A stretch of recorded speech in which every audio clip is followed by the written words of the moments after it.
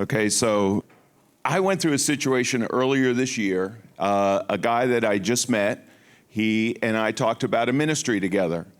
And it was an exciting ministry. And at the very end of our conversations, this was in January, he said, by the way, could you pray for my daughter? She's not well. She's going through a tough time. And so I'd never met the daughter. She lived out of town. And I prayed for that girl a lot. Prayed for her in the morning. If her name came to mind in the afternoon, I'd pray for her then, pray for her at night. And it was only about a month later that this girl passed.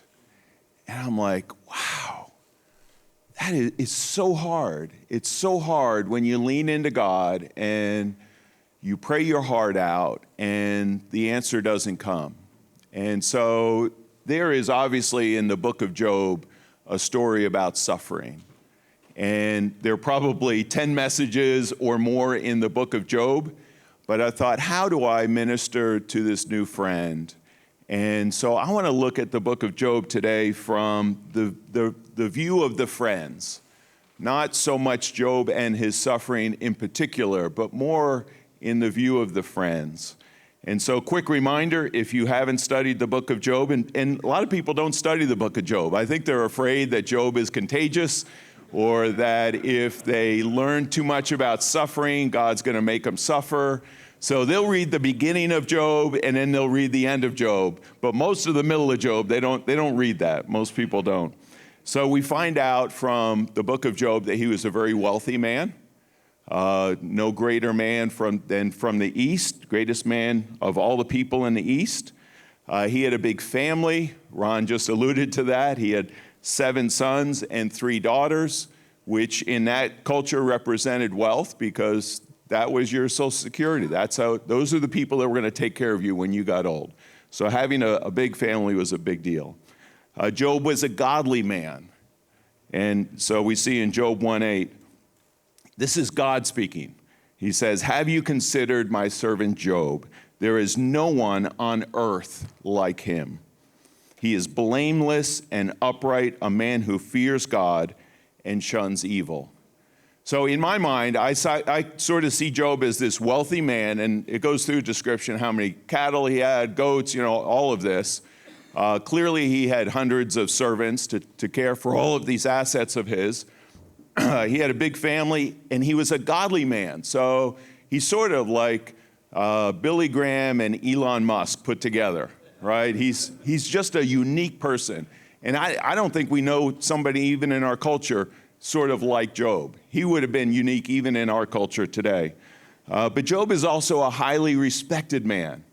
And you don't read it until the end of the book of Job, right? In chapter 29, where Job kind of reflects back on his life. And I think it's a reflection of his humility because he says, when I sat down, everyone was quiet. They were just hushed. They were just waiting to hear from me. But he was also a very compassionate man. He took care of the fatherless. He took care of the widows. He took care of the blind. Anybody that was hungry, they went to Job, and Job took care of them. And you don't usually hear those last two things. You don't hear that Job was so highly respected, and he was so highly compassionate. And Job alludes to this, and again, it's in chapter 29, he says, when I smiled at them, meaning the people that he would interact with, they scarcely believed it. Like, they couldn't believe that Job actually smiled at them. He was a rock star in their culture. Job was a rock star. He says, the light of my face was precious to them. And then, of course, Job's life comes crashing down. Messengers come in, they say, all of your assets are gone, your family are gone, you are not the person that you were literally yesterday. And there's a whole philosophical talk about this conversation between God and Satan, but we're going to focus on Job's suffering that day. And the amazing response that Job had was that when all of this news came to him, the first thing he did was to worship God. So Job gets the worst news of his life, the worst news that any of us could ever imagine, and the first thing he does is go to a worship service. Amazing. And then Job's friends hear about this, And so what's amazing to me is that in that culture, Job would have had hundreds of friends. Hundreds of people would know him. Hundreds of people would respect him. Hundreds of people did business with him. And Job even alludes that even his servants, who I'm sure just waited on him when he needed anything, they wouldn't even listen to him. And kids were even just making fun of Job. So 3 friends decide, and they get together and they said, we need to go talk to Job. We need to go and understand what our friend is going through.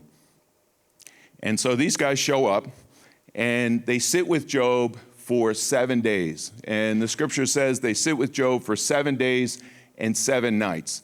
And so I'm trying to imagine what that looks like. They sit with Job in the dirt, and they literally say nothing. They just sit with him. I don't know if they slept in the dirt. I don't know if they ate while they were with him. I don't know if they said anything to each other. They didn't say anything to Job. So day and night, they just sat there with their friend Job.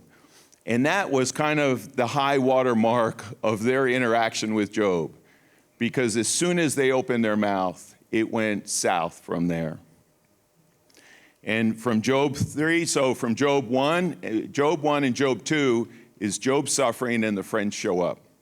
And from Job 3 to Job 31, 29 chapters, almost 900 verses, they are accusing Job, and he is responding. And it's strange because it's almost like a ping pong match where they are saying, well, Job, this must have happened. And Job would respond and say, no, I'm a man of integrity. In fact, even Job's wife said, you are a man of integrity. Here, the Lord has taken your health. Curse God and die, was what Job's wife says to him. And I'm thinking, Lord, you took all of my cattle. You took all of my family. You should have taken her. Why am I left with her? Curse God and die. And I'm thinking, if your wife looks at you and says, curse God and die, you better go to a marriage counselor. Things are not good in your home. So for all these chapters from Job 3 to Job 31, it's back and forth between Job and these 3 friends. And then a young guy shows up. His name is Elihu, and so it's like 3 friends and a dude. So he's overhearing their conversation back and forth, and he says, I'm younger than you, so I didn't say anything, and I just sat here and listened, but I can't sit here anymore, and I have to now say something. I have to jump in. And it felt like Job's friends kind of ran out of accusations against Job. They ran out of, must be this, and them trying to solve the situation that Job is in. So then the young guy starts hurling stuff at Job as well. And then Job responds to him. And you have to read it in between the verses near the end of Job. And so what clearly happens is there's a rainstorm that comes. And there's lightning, there's thunder. And it doesn't say directly this rainstorm came, but the friends start commenting about the storm and about the storms. And here's God speaking in the thunder and all of that. And it's almost like this ping pong match goes back and forth. And finally, God has enough of it. And so he makes this thunder come. And then finally, God speaks. And God talks to Job. And that's an interesting conversation. He doesn't say, Job, you have sinned. But he alludes to that, Job, you've not spoken right of me. You haven't gotten this all right. And Job and God have a conversation. And then God speaks to Job's friends. And God says, listen, you guys have spoken wrong of Job, and you've spoken wrong of me. Talk to Job and tell Job to pray for you, which is amazing. And what I realize is God says that to just one of the 3 friends. And so I think there was one guy who probably got a bee in his bonnet, and he said, guys, as they're on their way to Job's house, I think this must have happened. I think Job must have done something wrong. And so I think he influenced his other friends. And so God speaks to that one guy. He says, you tell Job to pray for you. You tell Job to pray for you, and then I will forgive you. I'll consider forgiving you. So Job's friends clearly get it wrong. They get it right up until the point that they say anything. When they're silent, they're good. And as soon as they say something, they get it wrong, and it is downhill from there. So I was thinking, how do we respond?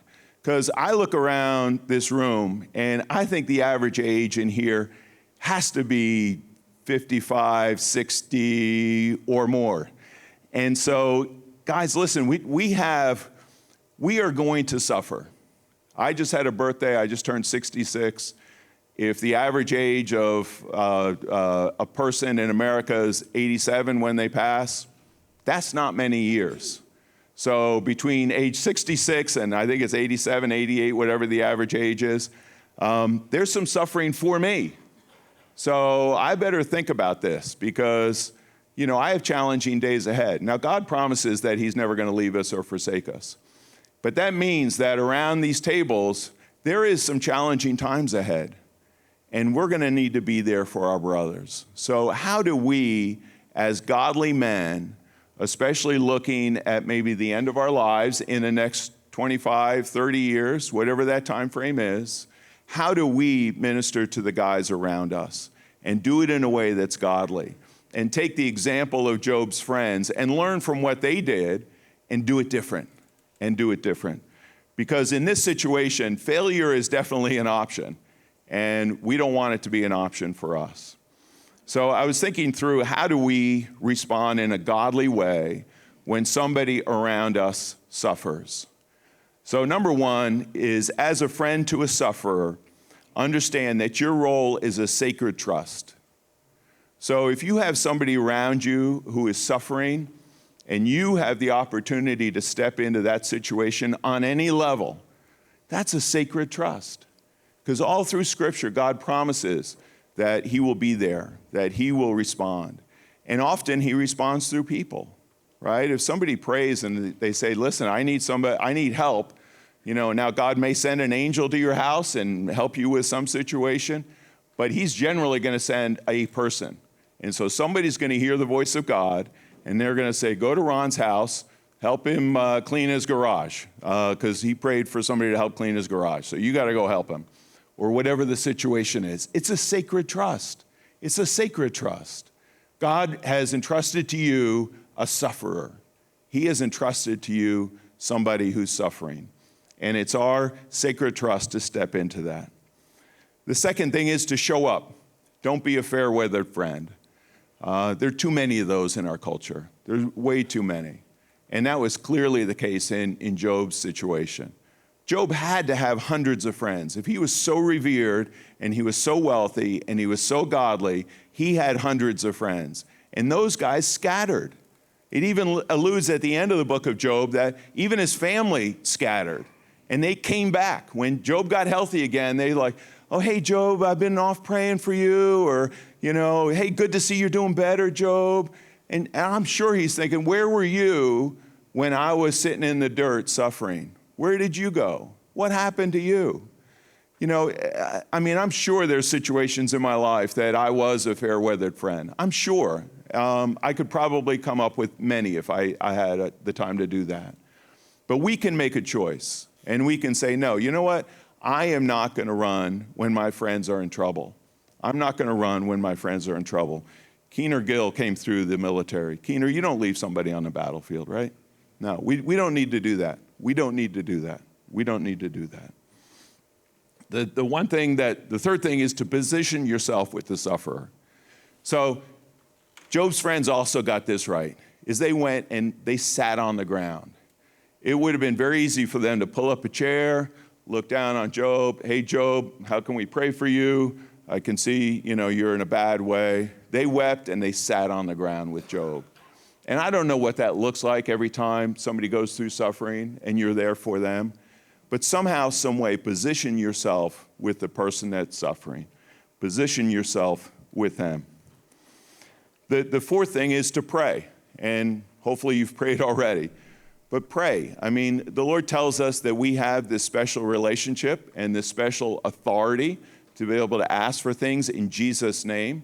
Pray for your friends, because there are things that they may be going through that you don't even know exactly what they need. But but pray, and pray earnestly, and pray from your heart, and pray a lot. I've shared this. I'm not sharing this as a point of pride, but I think I pray for 100 people a day, plus minus, something like that. Again, I am not like, because I haven't always been a man of prayer, I guess is what I would say. But that can change today too. That can change today too. You can pray for your friends. And I think one of the big surprises we will all have when we get to heaven is that when we look and we see the impact of our prayers. I think we have undersold and underestimated the impact of our prayers by a great deal, Number 5, unless God gives you inspired words for those who are suffering, say as little as possible. Say as little as possible. There's been research done, and it's been proven out where somebody who's suffering, and primarily they've researched this at funerals. So when people are really sorrowful, they're going through a once-in-a-lifetime experience, losing a loved one, that they almost remember nothing of what is said at the funeral, but they remember who was there. They don't remember anything anybody said, but they remember the faces, they remember who was there, because it's a unique experience. It kind of imprints in your mind. I have a good friend, his name is Tony, and Tony and I met at a Bible study in New York. And Tony and I were probably friends for 6 months, going to this Bible study together. And Tony's mom passed. She got a bad case of cancer, and she died. And I made a decision to get on a plane and fly to California and go to the funeral for Tony's mom. I'm not sure why I did that, but I felt like I needed to do that, even though Tony and I were new friends. And to this day, I would tell you, I think my showing up at Tony's funeral changed our friendship forever. Today, Tony is the godfather to my kids. And my son is up in Michigan right now, living at Tony's house, working as an intern in his business. And Tony is one of my dearest friends. And I think it started because I showed up at his mom's funeral. I also, a few years ago, I think it's about 8 years ago, buried my dad. And my dad was my hero. He was an amazing man of God. And my friend Mac from Charlottesville, Virginia, he got in his car and drove for 6.5 hours to New Jersey. And the one thing that stands out from my dad's funeral, the one thing, is coming around the corner and seeing my friend Mac and knowing that this guy got on his car and drove all that time to get to my dad's funeral. I don't remember everybody who shared, but I remember that Mac showed up at my dad's funeral. So unless God gives you specific words, say nothing, but show up.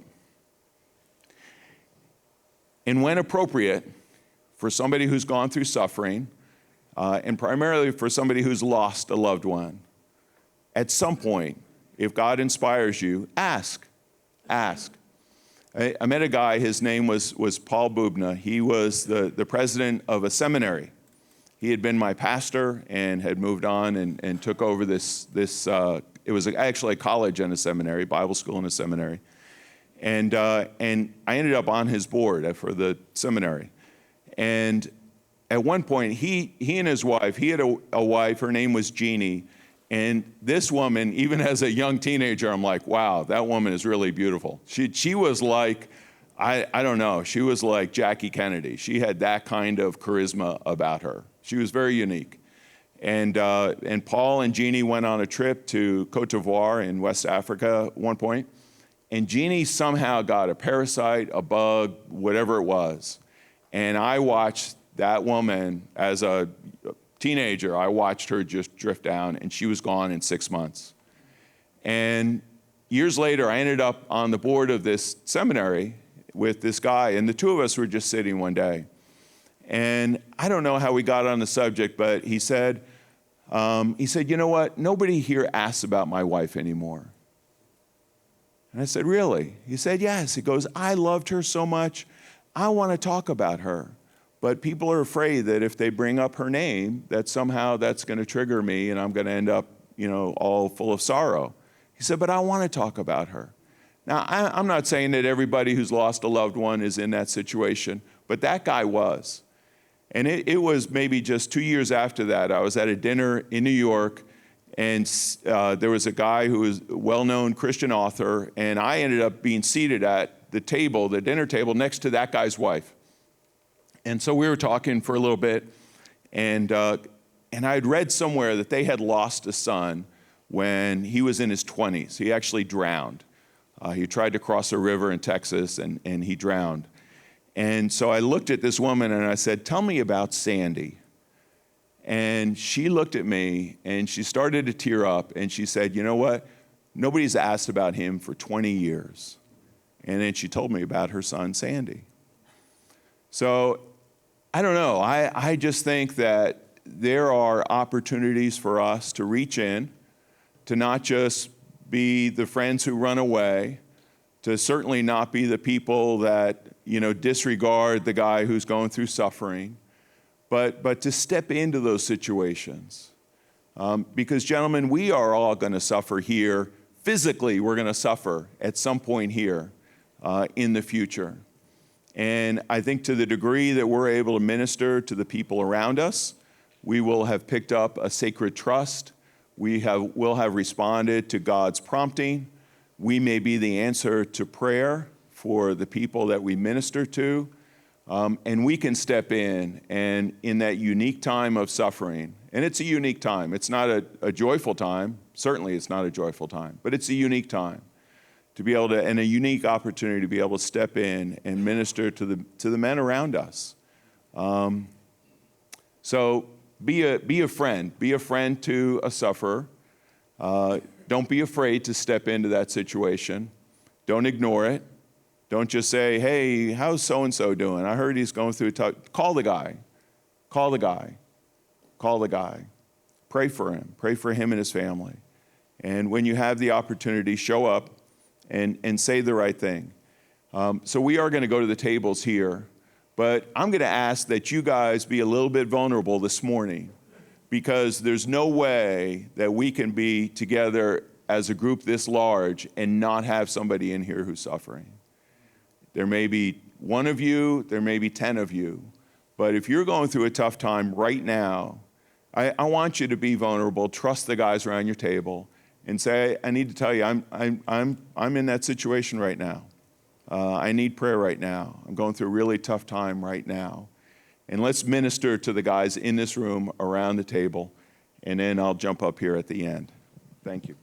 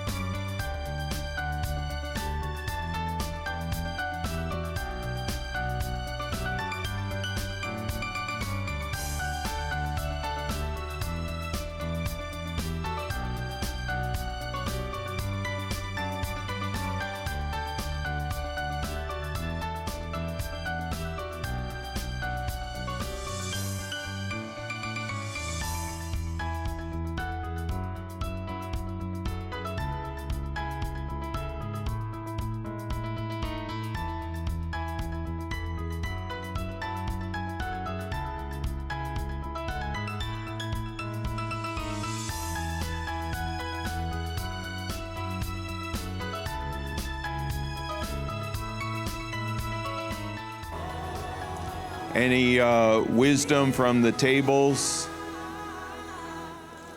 By the way, I admire Job's friends for showing up for 7 days and sitting on the ground with him. If I get sick, do not come to my house for 7 days.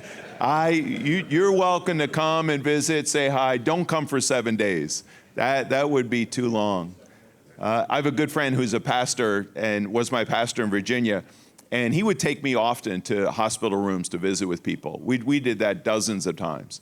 And it was always go in, pray for them, look them in the eye, ask them how they're doing, and then we got out.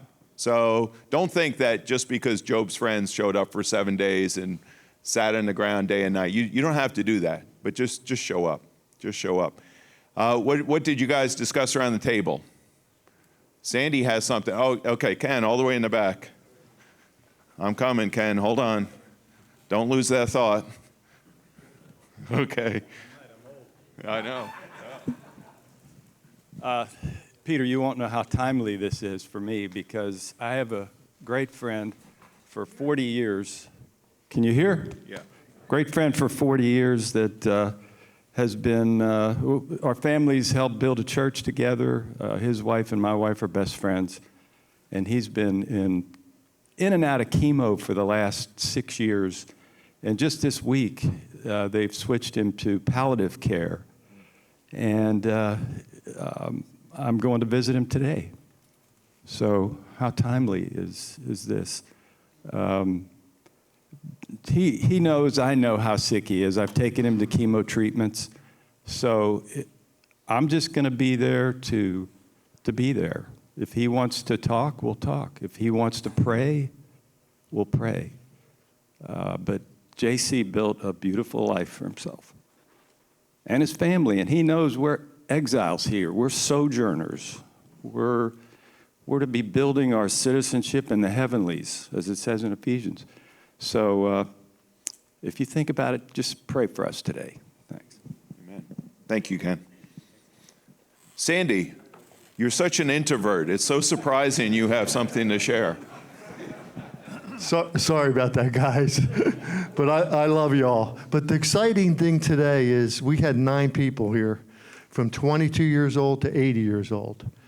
And everyone had so much to add, but the most wisdom today came from our first-time 22-year-old young man, Danny Garcia. And it's just unbelievable. He says, I didn't suffer as much as you guys, but I know it's coming.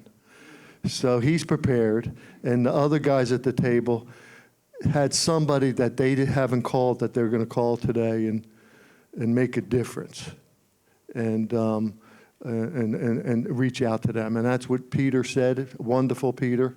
We love you, but it's just, he said it. We got to touch somebody. We got to console somebody, and we got to help transform them and to soothe them. But thank you, guys. I love y'all. Thank you, Sandy. I call it the warrior code. Keener, I don't know if there's another name for it, but it's, okay, it works. The warrior code, we're there for each other. We need to be there for each other. So a few years ago, quite a few years ago, when my kids were little, there was in our town, right close to my home, walking distance from my house, a guy got into a car accident and he died. And later on, the story came out in the news that this young man, he was a young man, he had gotten in his car following an argument with his mom and went racing down this 2-lane windy road and hit a tree, and he passed. And we would drive by that tree, and then one day there were ribbons that showed up on that tree. And then we were on our way home, and I think we were on our way home actually from church. And we look over, and there's a woman sitting on the ground right in front of that tree. And the shoulders were really narrow, but I got the car off, and my kids were little. And my wife got out of the car, and I said, kids, you watch your mom. Watch your mom right now. And my wife went over, crossed the road, and sat down next to that woman on the ground and just put her arm around her. And I'm telling you, my wife is beautiful and I love her dearly. That may be the one picture that stays with me all of my life, of my wife just being she didn't say anything to her. She just went and sat down and put her arm around her. And that's the picture, to me, of the friend that God has called us to be. We need to be able to do that for our friends. So I don't know what situations were shared around your table. Some were shared around our table. Make sure you guys pray for each other before you wrap up. And then I think there's a breakfast. Mark, you guys are going to Eggs Up Grill. There's a server over there named Alex that we've gotten to know. She'll take good care of you if you go over there. I don't know if you know. You know Alex? Okay. And enjoy your weekend. And listen for the voice of God to say, go get involved in that. So you don't have to get involved in every situation, but he will call you to specific ones. Thank you, guys.